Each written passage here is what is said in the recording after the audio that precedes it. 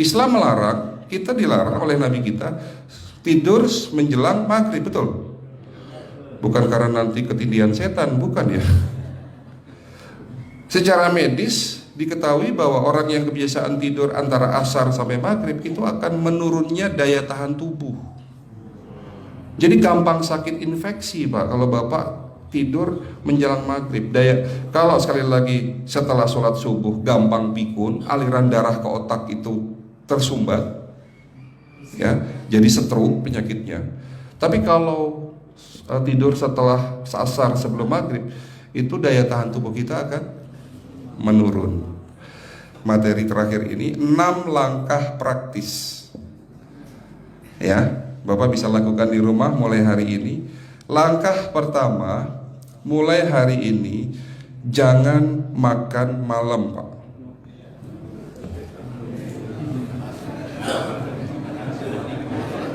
Ya, ala bisa karena biasa. Memang awalnya sulit, yang sudah kebiasaan makan malam itu sulit. Alasannya nanti nggak bisa tidur dok, betul ya? Nanti perutnya kembung, mual dan sebagainya. Itu karena kebiasaan. Dulu pun saya begitu. Tapi kalau sekali-sekali boleh Pak.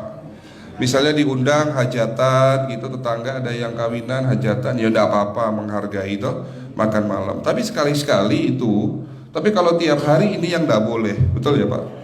Jangan makan berlebihan dan jangan makan malam. Makan sate boleh nggak Pak?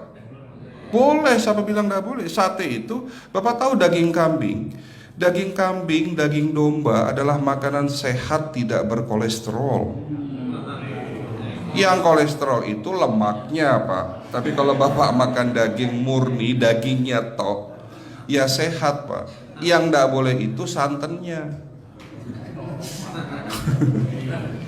Jadi makan gulai itu jangan, kalau gulai sate aja udah, ya, ataupun dibuat apalah, dibuat empal, ya.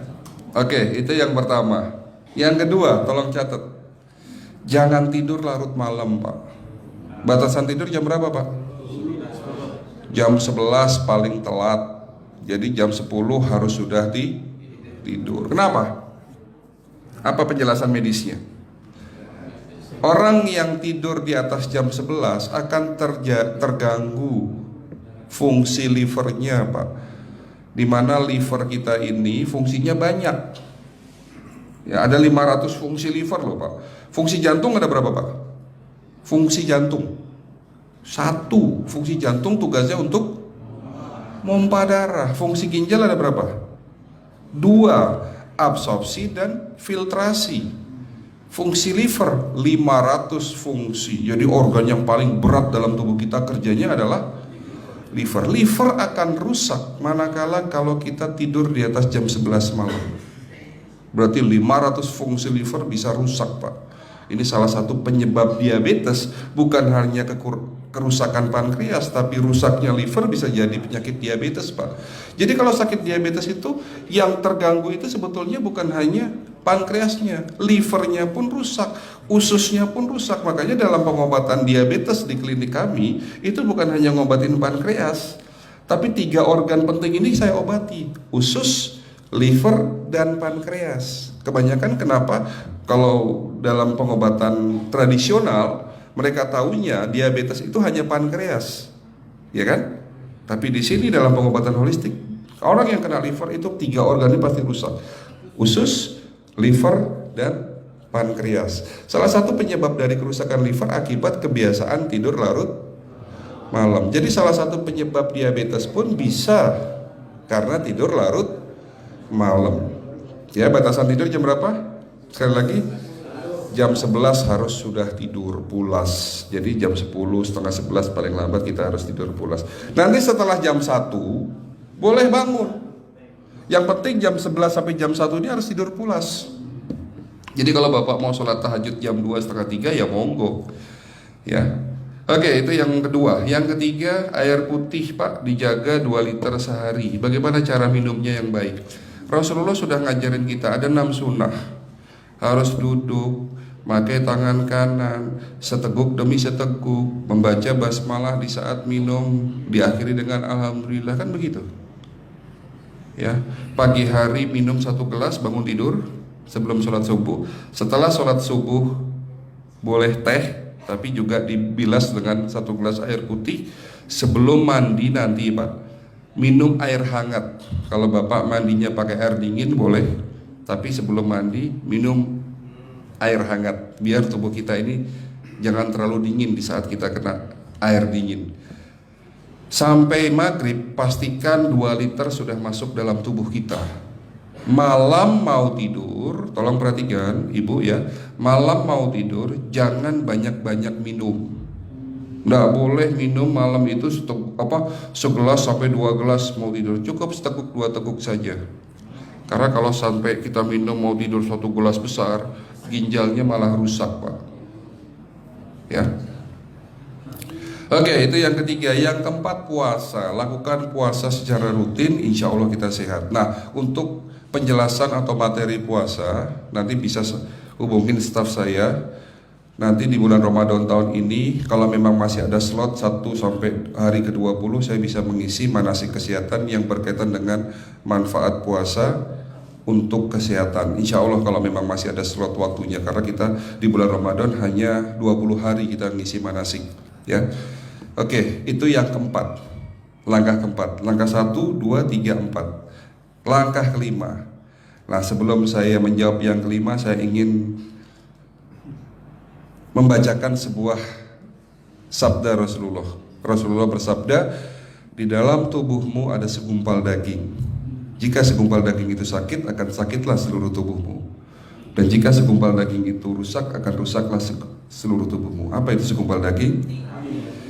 Segumpal daging itu adalah hati. Tapi ternyata yang dimaksud Rasulullah itu bukan liver Pak. Yang dimaksud Rasulullah adalah hati kita, roh kita, jiwa kita, perasaan kita. Kalau hati kita rusak, kita banyak penyakit hati, iri, dengki, sombong, takabur dan sebagainya. Penyakit fisik akan muncul dalam tubuh kita. Ya, tidak ada orang stres itu sehat, betul enggak Pak? Tidak ada orang yang suka marah-marah itu sehat, betul enggak? Bahkan Rasulullah menganjur senyum adalah ibadah. Senangkan orang lain, permudah urusan orang lain, insya Allah kita sehat. Ya, jadi itu langkah ke-5. Langkah 1 sampai langkah ke-5 sifatnya individual. Bapak bisa lakukan sendiri di rumah. Tapi langkah ke-6 ini butuh bantuan pihak dokter atau rumah sakit. Kira-kira langkah ke-6 apa Pak? Lakukan pemeriksaan sebelum sakit. Jadi periksa itu jangan nunggu sakit baru periksa. Jangan seperti kayak Bu Ustazah tadi, diajak periksa, jawabannya takut ketahuan penyakitnya. Setelah stroke baru datang ke klinik untuk minta diperiksa. Kalau sudah stroke susah nggak nyembuhinnya Pak? Kata kayak beliau nih, sudah 2 tahun tidak sembuh-sembuh karena sudah terlanjur stroke. Tapi kalau beliau melakukan general check up, mohon maaf ya Pak, kalau beliau melakukan general check up rutin, insya Allah tidak akan kena stroke, karena sebelum stroke sudah diobati dulu. Karena stroke ini bisa kita lihat dalam scanning dengan alat yang saya punya, insya Allah kelihatan ini. Oh ini sudah mulai ada tanda-tanda mau penyumbatan, buru-buru diobati. Memang takut Pak, tapi pesan saya jangan takut. Ya, lakukan pemeriksaan supaya kita tahu, supaya kita kenal. Gitu ya Pak. Jadi kira-kira di jemaah ini ada enggak yang mau saya ajak periksa kita semua? Pesan terakhir dari saya, lakukan pemeriksaan sebelum terlambat. Ini pesan saya dan pesan seluruh dokter di dunia sebetulnya.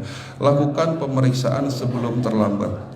Ya, karena dengan kita melakukan pemeriksaan kita akan kenal tubuh kita. Kalau sudah kenal kita akan sayang sama tubuh kita. Betul Pak? Ada pepatah mengatakan tidak kenal tidak sayang.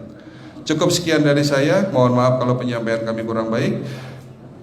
Akhirul kalam, wabillahi taufiq wal hidayah. Wassalamualaikum warahmatullahi wabarakatuh.